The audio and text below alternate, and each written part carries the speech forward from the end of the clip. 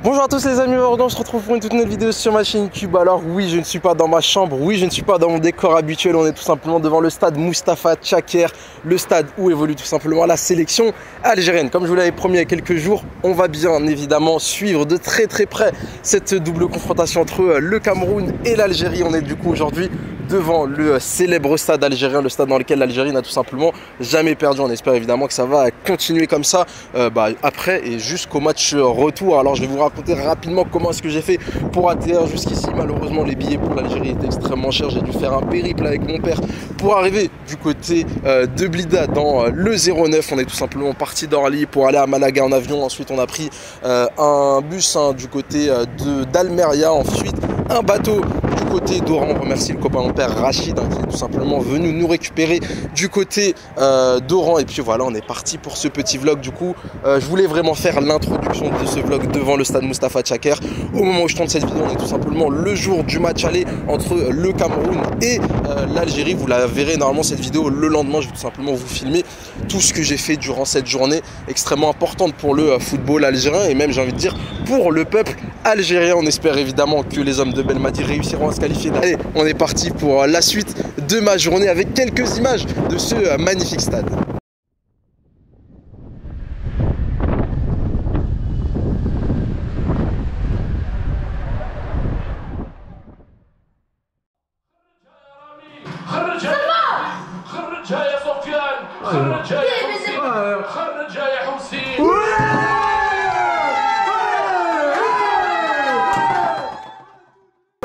Bon, on se retrouve du coup juste après la victoire de l'Algérie. On va faire un petit débrief rapidement de ce match-là.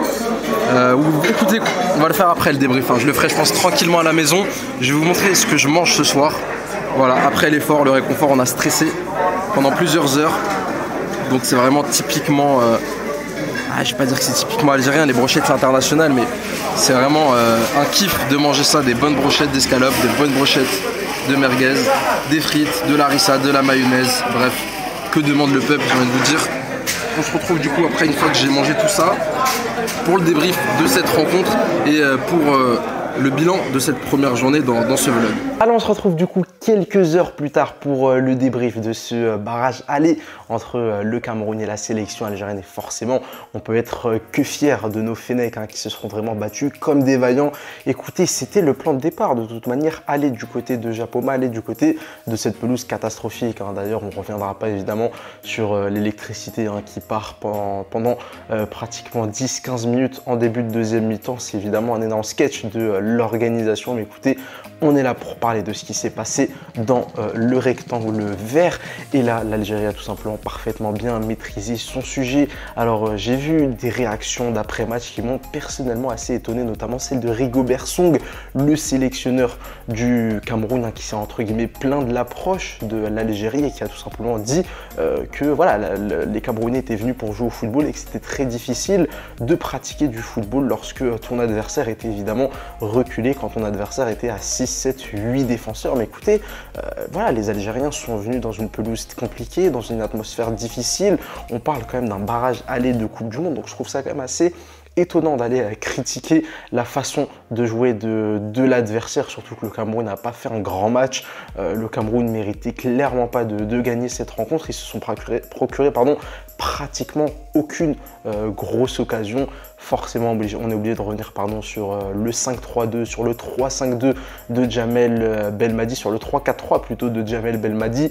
Une composition qui en a fait réagir plus d'un au moment de l'annonce. Forcément, on a été très surpris de voir une équipe à 5 défenseurs, surtout quand on sait qu'en 47 matchs, jamais Djamel Belmadi n'a joué la moindre fois avec ce dispositif, ce schéma tactique.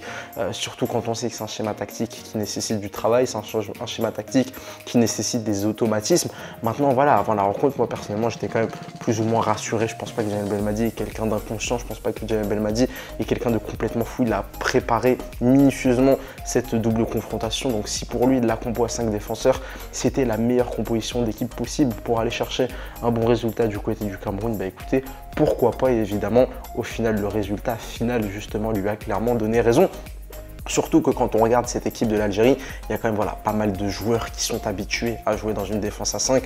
Rami Bensebaini joue littéralement piston gauche du côté du Borussia Mönchengladbach. Aïssa Mandi a énormément évolué tout au long de sa carrière dans une défense à 3. Donc voilà, moi personnellement, ça ne m'a pas particulièrement choqué. D'ailleurs, au niveau de sa lecture du match, ces changements étaient quand même plutôt cohérents en apportant de la fraîcheur en fin de match à des postes clés. Il n'a pas touché à sa défense et ça, je trouvais que c'était quand même très important. Hormis évidemment le changement de Bedran qui est sorti sur blessure en toute fin de match. Mais voilà, un excellent match de la part de Jamel Belmadi qui aura tout simplement bien travaillé son sujet au niveau de la rencontre, au niveau des performances individuelles.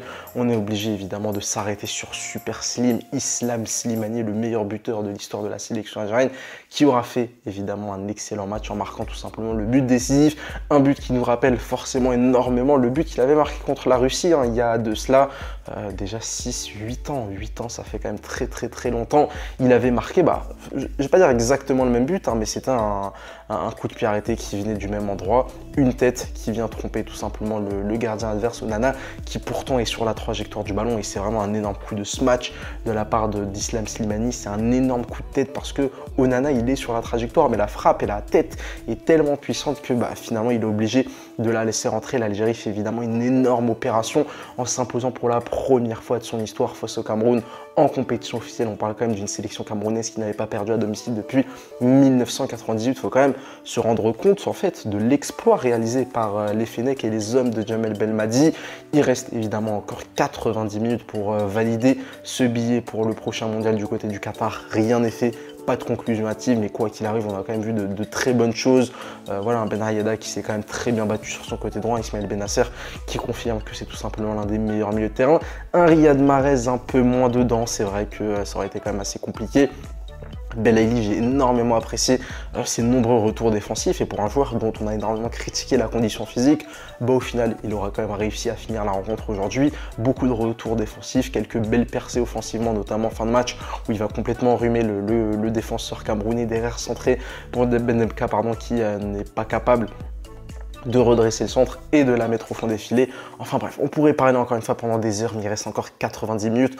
Comme vous le voyez, je suis absolument pas dans mon décor, comme vous l'avez vu de toute manière dans l'intro. Je ne suis absolument pas en France, du côté de la région parisienne. Non, je suis bien en Algérie, bien là pour suivre au plus près, j'ai envie de vous dire, l'exploit, pourquoi pas, de la sélection algérienne, et essayer évidemment de se qualifier à une nouvelle Coupe du Monde. Voilà, j'espère évidemment trouver une place pour le stade et être tout simplement aux premières loges de la potentielle qualification d'ici quelques jours. Quoi qu'il arrive, on est parti pour des petits vlogs réguliers. Alors évidemment, ça dépendra de ce que je ferai tout simplement dans la journée. Ça fait déjà plusieurs jours que je suis là et c'est seulement la première vidéo que vous voyez parce qu'évidemment, en termes de contenu, c'est pas extraordinaire. Mais voilà, n'hésitez pas à me dire ce que vous en pensez de ces petits vlogs. N'hésitez pas à me dire est-ce que vous voulez vraiment que je raconte entre guillemets ma vie. Est-ce que vous voulez voir ce qui se passe du côté de l'Algérie, ce qui se passe dans les rues, ce qui se passe au restaurant. C'est vrai que je vous ai quand même pas mal déjà montré ce que j'ai mangé, etc. Mais enfin bref. On est parti du coup pour des vlogs qui vont du coup nous accompagner jusqu'à mardi, jusqu'au jour J, ce fameux match retour face au Cameroun tout simplement. Voilà du coup pour la fin de mon premier jour du côté de l'Algérie.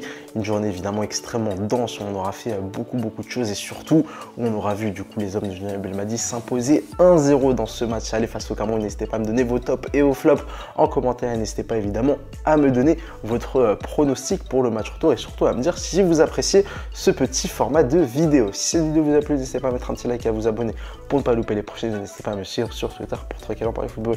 Allez, ciao ciao.